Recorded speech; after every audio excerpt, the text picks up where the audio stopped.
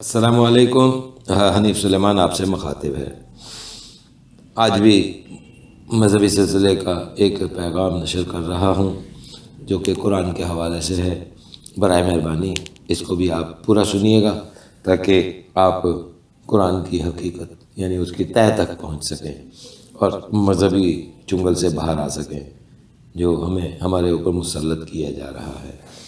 تو پیغام کچھ یوں ہے کہ یہ ایک مصدقہ اصول ہے کہ کسی بھی مضمون کو سمجھنے کے لیے اس مضمون کی چند بنیادی اصطلاحات کو پہلے سمجھ لینا چاہیے۔ اگر انسان کو اس مضمون کی بنیادی اصطلاحات کے مفاہیم واضح ہو جائیں تو مضمون کی وسعت یعنی اسکوپ کو اچھی طرح سمجھا جا سکتا ہے۔ قرآن میں عقائد اور معاملات دنیاوی کے حوالے سے بہت ساری اصطلاحات استعمال کی گئی ہیں کہ جس کے صحیح نہ سمجھنے کی وجہ سے بہت سے ابہام پیدا ہوئے ہیں۔ دوسری وجہ اس کی یہ ہوئی ہے کہ قرآن میں کچھ ایسی اصطلاحات استعمال ہوئی ہیں کہ جن کو جب اردو میں استعمال کیا گیا تو اس کے معنی بدل گئے۔ مثلاً کئی جگہوں میں کسی خاص موقع پر قرآن میں ایک آیت اس طرح سے ہے کہ واللہ خیر الماکرین۔ اب اس آیت کا ترجمہ اگر لفظی لحاظ سے کیا جائے تو مطلب یہ ہوگا کہ اللہ بہتر مکر کرنے والا ہے، مکر کرنے والا ہے۔ حالانکہ یہ ترجمہ کسی طرح بھی درست نہیں ہو سکتا اور نہ ہی اللہ کی ذات کے ساتھ اس قسم کی بات منسوب کی جا سکتی ہے۔ لہٰذا اس آیت کا واضح ترجمہ یہ ہوگا کہ اللہ بہتر تدبیر کرنے والا ہے۔ اسی طرح صفات رسول میں ایک صفت آتی ہے حریص۔ اب اگر اس کا یہ ترجمہ کیا جائے کہ اللہ کا رسول اس معاملے میں لالچی ہے تو یوں کہنا صفت کی بجائے برائی بن جائے گا۔ لہذا اس کا ترجمہ ہوگا اللہ کا رسول بہت خواہش مند ہے، اور یہ سورہ توبہ کی آیت نمبر 128 میں درج ہے۔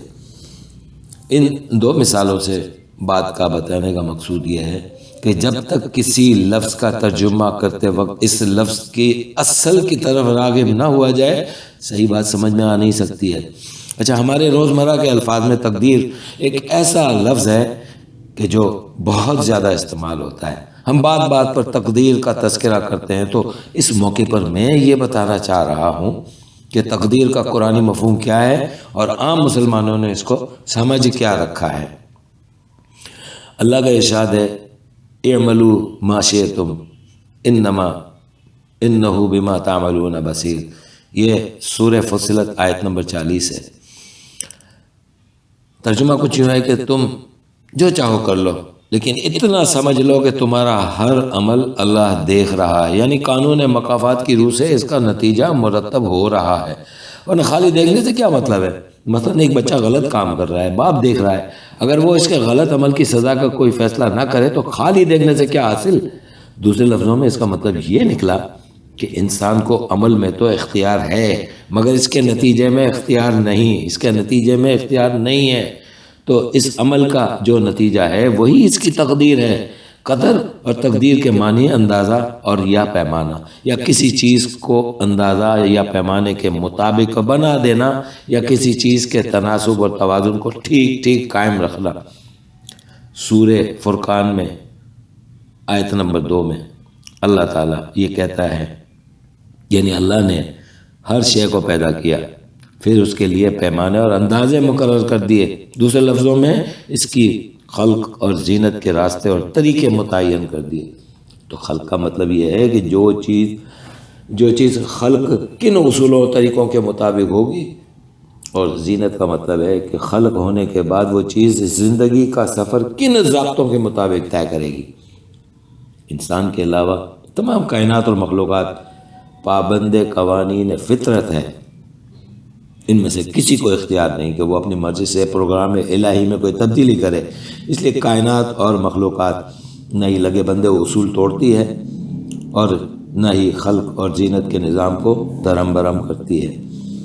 جیسے کہ یہ شعر ہے کہ تقدیر کے پابند نباتات و جمادات، مومن فقط احکام الہی کا ہے پابند۔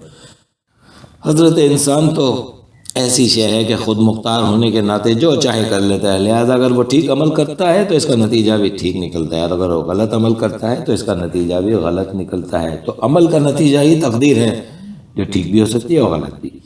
چنانچہ جب انسان کوئی راستہ اختیار کرتا ہے تو اللہ کا قانون اس کا پیچھا کرتا ہے۔ چنانچہ قرآن کریم میں ہے سورہ صف آیت نمبر 5 میں زاغوا وزاغ اللہ قلوبہم، کہ جب انہوں نے ٹیڑھا راستہ اختیار کر لیا تو اللہ نے ان کے دلوں کو بھی ٹیڑھا کر دیا۔ اب بات انسان کی ہے کہ وہ اپنی تقدیر سنوارنا چاہتا ہے یا بگاڑنا چاہتا ہے۔ ابھی میں نے جو بیان کیا ہے یہ تو تھا تقدیر کا قرآنی مفہوم۔ اچھا، یہ مفہوم اس مفہوم سے کیسے بدل گیا جو ہمارے ہاں لیا جاتا ہے؟ وہ یوں کہ ہمارے مذہبی پیشواؤں نے اپنی اغراض کے پیش نظر وقت کے حاکموں سے مل کر دین کو مذہب میں بدل دیا کہ انہوں نے اللہ کو اس طرح کا مطلق العنان بادشاہ کے روپ میں پیش کیا کہ وہ جو چاہے کر سکتا ہے، وہ مرضی کا مالک ہے، اس کا کوئی ضابطہ اور قانون نہیں ہے، اور بادشاہ کے بارے میں یہ تاثر دیا کہ ذل الہی ہے، کہ یہ بھی ہر کام میں خود مختار ہے، اس کے کسی کام کا یا فیصلے سے اختلاف کرنا اللہ سے اختلاف کرنا ہے، اور یہ گناہ کبیرہ ہے۔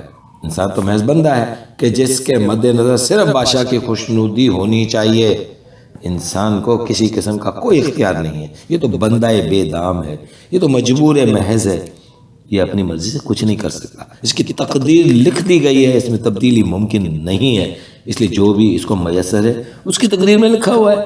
اچھا، بادشاہوں کو یہ گوارا نہ تھا، یعنی حکمرانوں کو یہ گوارا نہ تھا کہ عوام اپنے حقوق کی بات کرتے، اپنی سہولیات کی بات کرتے، اس لیے عوام کو باور کرانا ضروری تھا کہ جو کچھ انہیں مل رہا ہے یہ سب اللہ ان کی تقدیر میں لکھ چکا ہے۔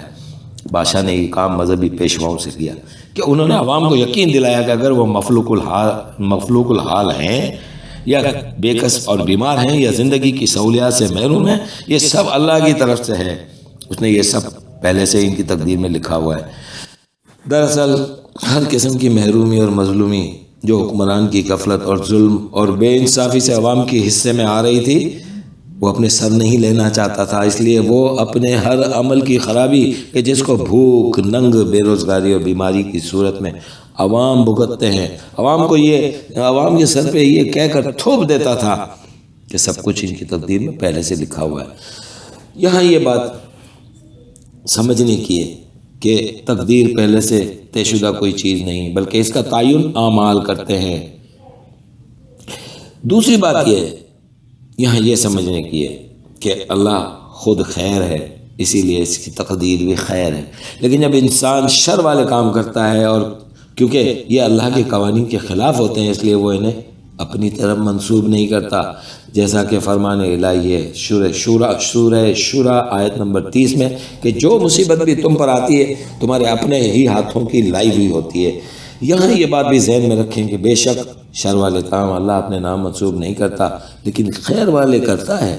بیت رضوان کے جو وقت اللہ نے فرمایا تھا کہ سورہ فتح آیت نمبر 10 میں کہ رسول، جو لوگ تجھ سے معاہدہ استوار کر رہے تھے وہ تجھ سے نہیں بلکہ اللہ تعالیٰ سے معاہدے کی تجدید کر رہے تھے، اس بیعت کے وقت ان کے ہاتھ پر تیرا ہاتھ نہیں، خود اللہ کا ہاتھ تھا۔ یہی وہ مقام ہے کہ جہاں حضرت ابراہیم نے پکارا تھا کہ اللہ تعالیٰ وہ ہے کہ جس نے مجھے پیدا کیا اور پھر سیدھا راستہ دکھایا۔ یہ سورہ شعراء آیت نمبر 78 سے 81 ہے۔ یعنی وہ کہہ رہے ہیں یعنی اس آیت کا ترجمہ یہ ہے کہ اللہ تعالیٰ وہ ہے کہ جس نے مجھے پیدا کیا اور پھر سیدھا راستہ دکھایا، وہی ہے جو مجھے کھلاتا پلاتا ہے، اور جب میں بیمار پڑتا ہوں تو مجھے شفا دیتا ہے، پھر وہی مجھے مارے گا اور مرنے کے بعد وہی زندہ کرے گا۔ تو اللہ تعالیٰ نہ تو زمین پر آ کر کسی کا علاج کرتا ہے، نہ کسی کو کھانا کھلاتا ہے، نہ کسی کو بولنا سکھاتا ہے، یہ سب کام انسان کرتے ہیں، لیکن وہ اپنے نام سے منسوب کر لیتا ہے۔ اس پیغام کا حاصل کلام یہ ہے کہ اس دنیا میں جو کچھ ہو رہا ہے وہ اللہ تعالیٰ کے قانون کے مطابق ہو رہا ہے۔ اس قانون کا نتیجہ حتمی طور پر ٹھیک ہوتا ہے، اس لیے اس نتیجے کو کہیں تقدیر کہہ دیا گیا ہے اور کہیں اذن اللہ، یعنی اللہ کا ضابطہ۔ واضح ہے کہ اللہ صرف انہی کاموں کا اذن کرتا ہے کہ جو مرتب شدہ قانون کے مطابق ہوتے ہیں، مثلا اولاد دینے کا اذن، بارش برسانے کا اذن، رزق بڑھانے کا اذن۔ اللہ تعالیٰ کے قانون کے مطابق جب سازگار حالات پیدا ہو جاتے ہیں تو اللہ تعالیٰ کے اذن کا پیش خیمہ ہوتے ہیں۔ دوبارہ سمجھنے کی کوشش کریں کہ جب اللہ کے قانون کے مطابق اعمال نتیجہ مرتب کرتے ہیں تو ان اعمال کا نتیجہ ہی تقدیر ہوتے ہیں، اچھے اعمال کا نتیجہ اچھا ہوگا اور برے اعمال کا نتیجہ برا، لہٰذا یہی نتیجہ اچھی یا بری تقدیر کہلائے گا۔ اب فراڈ سے یا جوئے سے یا لاٹری سے اگر کسی کو کچھ مل جاتا ہے تو یہ اچھی تقدیر نہیں ہے، بلکہ کیونکہ بالآخر اس کا نتیجہ برا نکلے گا، کیونکہ دغا بازی، جواری یا سٹہ بازی کا عمل درست نہیں، یہ محض اتفاق ہے، تقدیر نہیں ہے۔ السلام علیکم ورحمۃ اللہ وبرکاتہ۔